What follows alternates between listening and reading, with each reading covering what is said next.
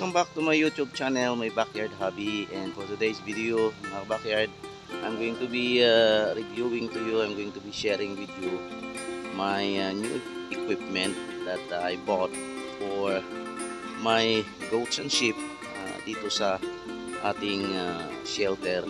At ito ay yung mower na kung saan ay gagamitin ko, mga backyard, para ikat ng mga damo, pangkumpay para sa ating mga alaga.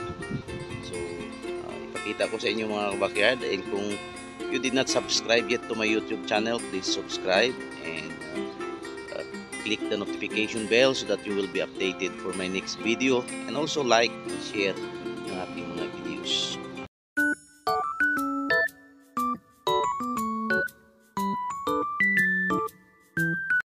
You could see, mga kabakyard, this is the mower that I am talking about, that I bought just lately.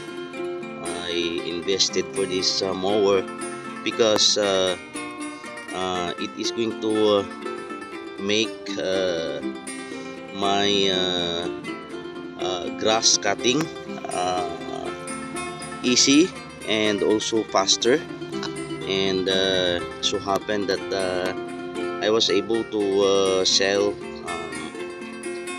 my goats, and that's why yung pagbinta natin, mga kabakyard, ay invest ko muna dito sa grass cutter natin, or dito sa ating mower.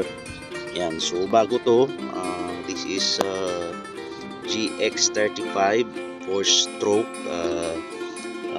I think this is made in China. Hindi to yung mamahalin, but hindi naman ganun ka bigat yung gagamitan natin nito. I'm only using it to cut grass for my goats and sheep, so okay na to, mga backyard.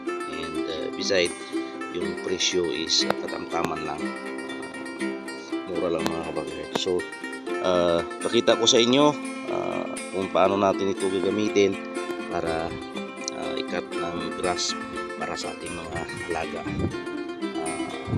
this time. Ito yung klaseng grass na i-mow ko dito. Yan, itong klaseng grass, mga backyard. At yan ay may mga halong makahiya. Ito yung gustong-gusto ng ating mga alagang kainin, mga backyard. Ating mga alagang kambing, yung makahiya ng mga damo. So this is what I'm going to be cutting today, and I'm going to be giving it to my goats, because it always almost every day it rains over here. So if there is no rain, so I cut or I'm going to mow the grass, and mower would help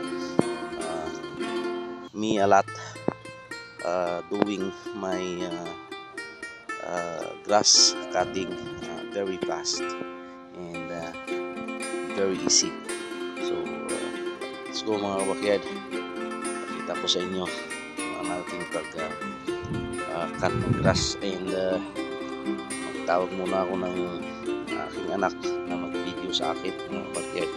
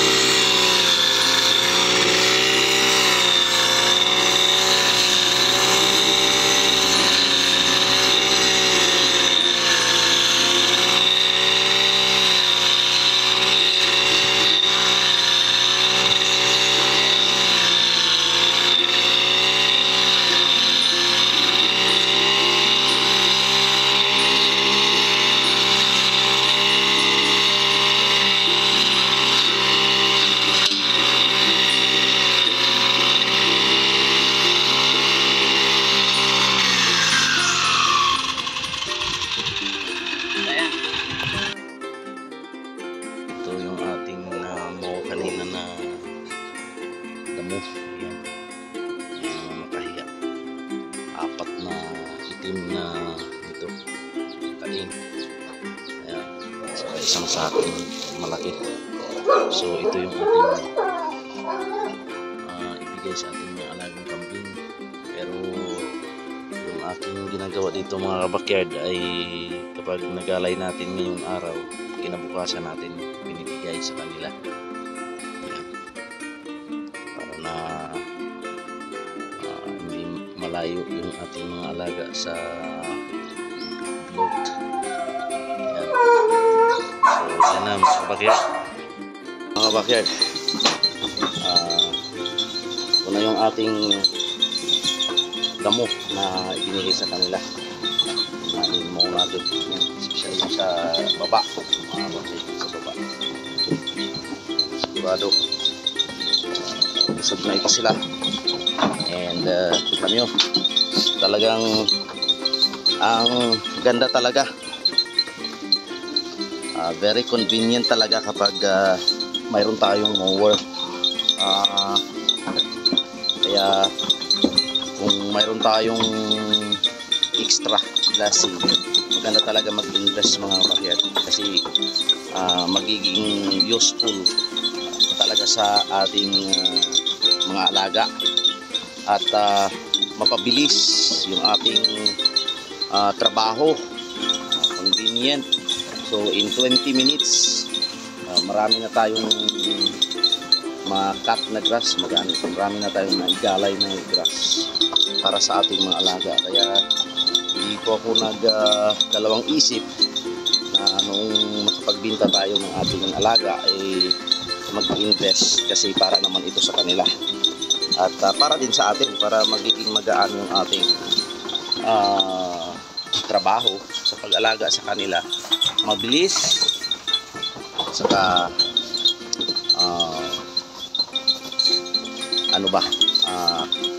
convenient, hindi mabigat. So kasi kapag mano-mano yung ating paggalay ng damo, sa 30 na kung mga alaga ay halos more than 1 hour yung aking time na ini-spend para makapaggalay na enough sa ating mga alaga. Pero mula noong nakapagbili tayo ng mower mga kabakyard, mumuray na mower lang naman, in 20-30 minutes tapos na tayo sa paggalay at marami na, sobra-sobra pa sa kailangan na kakainin ng aking mga alaga dito sa aking backyard hobby. So I am happy that I was able to buy the mower. I was able to invest it, and ito naman ay para sa ating mga alaga, mga kabakyard. So maraming salamat sa patuloy ninyong pagtangkilik, pagsuporta sa aking YouTube channel. Again, if you did not subscribe yet, please subscribe, share, like ng aking mga videos, and don't forget to click the notification bell mga kabakyard. God bless at happy farming sa ating lahat.